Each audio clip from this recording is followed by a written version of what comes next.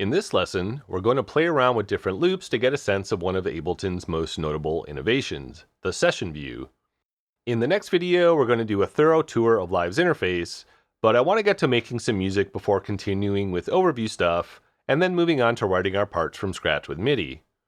On the desktop in the Finder or Explorer, create a new folder, and name it something useful like Ableton Quick Start Course.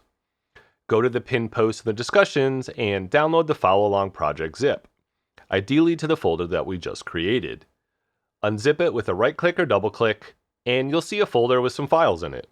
Open the folder, double-click on follow along a.als, or you can open it from the File menu. I recommend keeping this zip file around so that you don't have to download it again if you want to start over from scratch. And we are going to use the other follow-along files in subsequent lessons. Remember that you will need Live 11.2 or later to be able to open these live sets. You should see what I see now.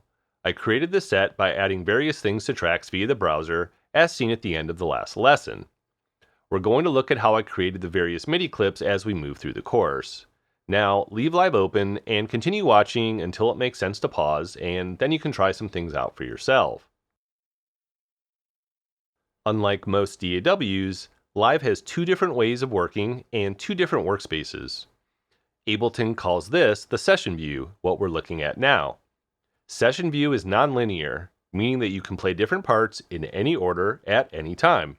Session view was originally designed for live performance, but it is also an amazing sketchpad for working out ideas quickly before deciding what you want to arrange into a song. And if you hit Tab on your keyboard, we'll switch to the arrangement view. The arrangement view is a traditional timeline approach, and it is needed to arrange a composition. We'll return to working in this view towards the end of the course. To go back to session view, just hit Tab, or you can also click on these selectors to switch views, but Tab is much faster. Let's go over some basic terminology before we dive into the session view. Clips and tracks. Clips are the basic building block of any project. They contain either audio or MIDI. Audio is a recording, the actual sound that we're hearing, while MIDI is just data, and it tells an instrument, such as a synthesizer or sampler, how to make a sound. We'll return to MIDI in a little more detail a few lessons down the road.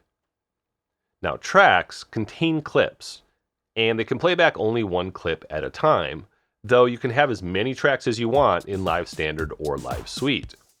Every clip in your set is on a track. Every track is in both views, and you can put clips on tracks in either one of them or both of them.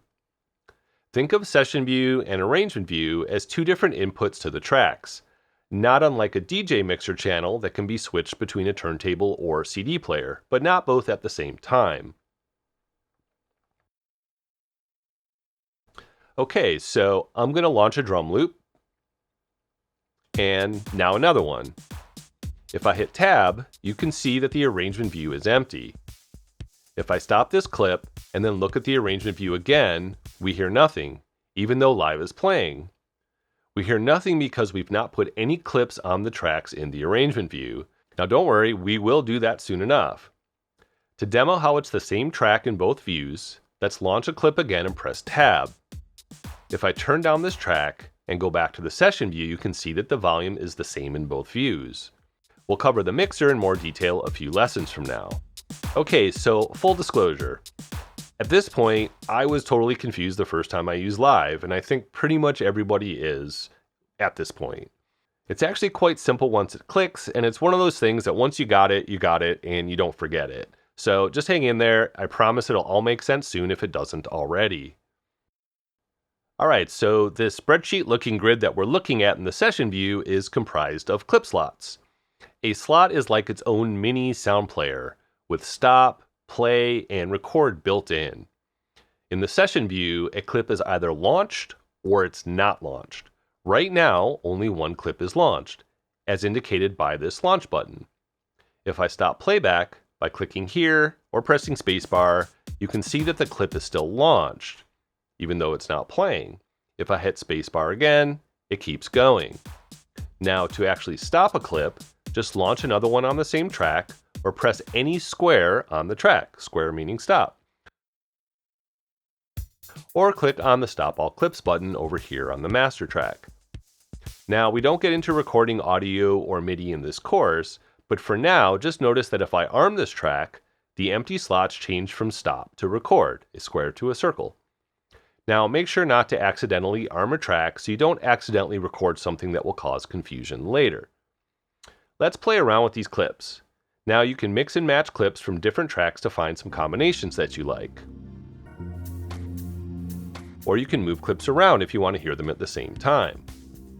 So let's create a new audio track so we can hear 2 drum loops at once. From the Create menu, insert Audio Track, or you can use the right-click Context menu. From the Edit menu or the Context menu, choose Rename and give it a useful name, Command-R or Control-R. Just click and drag a clip or use Cut, Copy, Paste. What if you want to launch a whole row of clips at once? Over here on the master track, you can use the scenes. Notice that the scenes also launch the stop buttons in the empty slots. What if you don't want a clip to stop when you launch a new scene? Easy, just remove the stop button from the Edit or Context menu and repeat to add it back.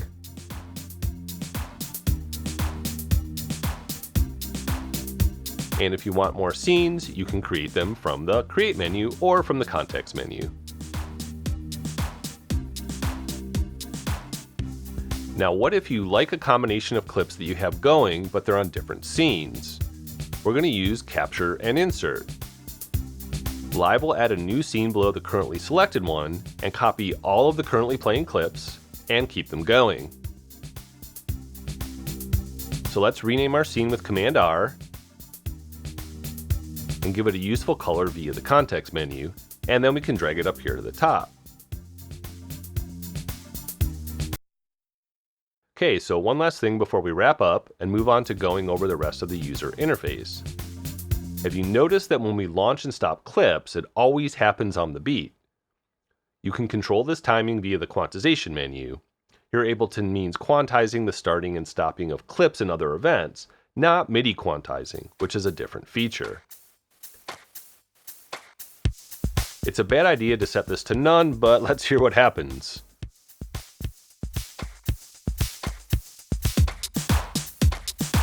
Okay, so you can tell that's a total train wreck. Now what about some of the other options?